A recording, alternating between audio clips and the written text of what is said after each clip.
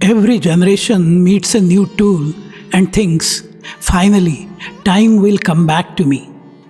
A machine washes clothes, email replaces letters, smartphones put the world in a pocket, and now AI can write, summarize, design, and automate. So here is the strange question. If technology keeps saving time, why do so many lives feel more busy, not less? And just to be clear, this is not an AI is good or AI is bad kind of video. This is about a pattern and why time saved rarely becomes time lived. Because saving time and getting time back are not the same thing. The promise is simple: technology will remove effort, so there will be more space for living life. But modern life reveals a mismatch.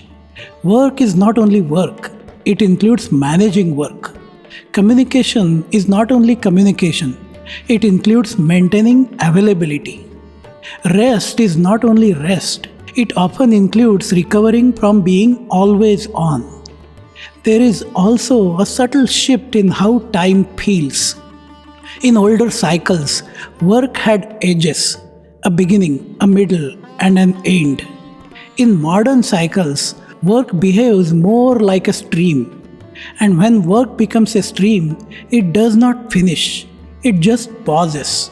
So either technology is being used incorrectly or the promise was incomplete. Because what often happens is this: effort drops, but expectations rise. When email arrived, the dream was faster communication. And it worked. Sending messages became effortless.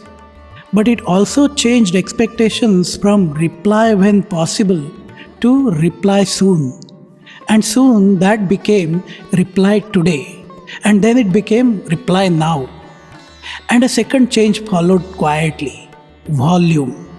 When sending is effortless, sending becomes frequent. When sending becomes frequent, receiving becomes relentless. So, email did not just speed up communication, it increased the total amount of communication that could exist in a day. Smartphones did something similar with chats and social sites like WhatsApp, Facebook, Instagram, and so on. They did not just make communication possible anywhere and anytime, they made being reachable the default. Not because anyone made a formal announcement, but because once reachability becomes possible, it becomes expected. And once it becomes expected, it becomes measured, directly or indirectly. So the tools saved minutes, but they did not automatically reduce pressure. In many cases, pressure increased. Not because the tools were evil, because the environment around the tools changed. So, efficiency lowers the cost of output. And when output becomes cheaper, systems ask for more output. Cheaper output does not create leisure by itself, it creates capacity. This mechanism hides in plain sight. Time saved does not automatically return to life. Time saved becomes capacity, and capacity triggers two shifts. One is that scope expands. What was once a simple task becomes a polished deliverable. A short update becomes a structured document. A draft becomes three options. The baseline quietly moves upward. And second, speed becomes the baseline. If something can be done faster, the expectation becomes faster permanently. And when speed becomes normal, a strange thing happens. Being on time starts to feel like being late. Because the system adapts. What used to take 3 days now takes one. So the system plans for one. Then it starts planning for less than one. The reward for efficiency is often more work. Not necessarily because anyone is cruel, because systems are designed to consume available capacity. And a sentence that sounds positive often contains the trap. Technology lets more be done. Yes. And the silent follow-up is, so more should be done. That is why time saved can feel invisible. It gets reinvested before it can be felt. Now the deeper layer, and this one is often missed. Older workflows had natural stopping points. A report ended because typing took time. A workday ended because the office was separate than home. A pause existed because information had to arrive. Even basic logistics created endings. Modern tools remove friction, and that is a real progress. But friction was not only a problem, friction also created boundaries. When boundaries disappear, work does not always get harder. It becomes endless. Not endless in effort, endless in possibility. There is always one more improvement, one more message, one more revision, one more Zoom meeting to attend at odd times, one more quick change that turns into a longer thread. And this matters because boundaries are not just personal habits. Boundaries are also created by systems. How work is handed off, when it is considered complete, what counts as done. So, when friction disappears, stopping points disappear with it. And when stopping points vanish, work expands into every possible gap available. And gaps are where life used to live. So, where does AI fit? AI is a powerful friction remover. It can reduce tedious tasks. It can accelerate drafting, summarizing, coding, planning.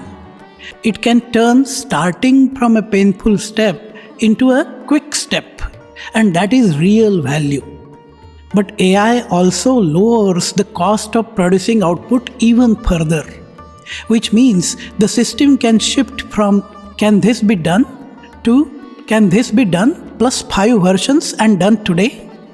There is also a subtle psychological effect here. When output becomes easy to generate, the mind treats output as cheap. And when output is cheap, systems begin to treat it as unlimited. So the unit of work changes. A single deliverable becomes a bundle. Draft, rewrite, shorten, expand, reformat, change the tone, create an alternative. Again, AI does not create pressure by itself. AI scales whatever incentives already exist.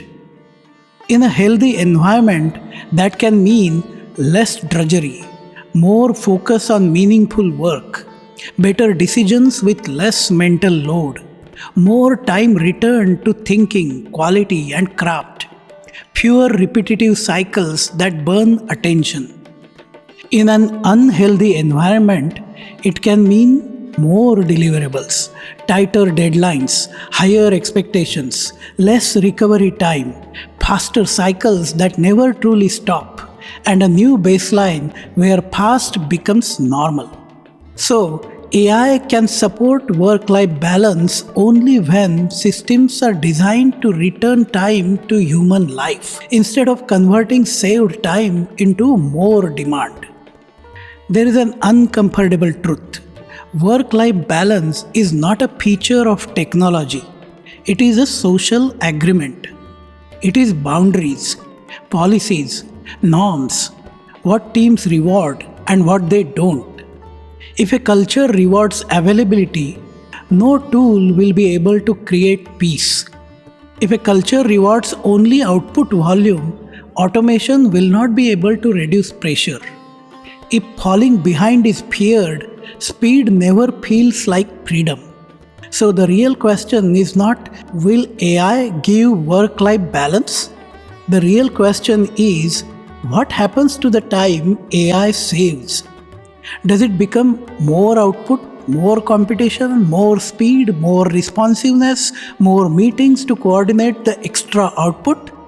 Or does it become depth, fewer meetings, better thinking, real rest, and clearer definitions of done. Because without clear definitions of done, work becomes elastic. It stretches to fill the calendar. Technology can make work lighter, but only humans decide what enough looks like. Efficiency is real, freedom is negotiated. And if balance is not designed intentionally, AI will not automatically create it. It will simply help the system do what it already does, but do it faster. Time saved can become life, but only when the system allows it to do so. This is Kaizen Smarter, where science meets wonder, curiosity meets clarity, ideas find expression, and thought becomes action. Like, comment, share, and subscribe to the channel Kaizen Smarter.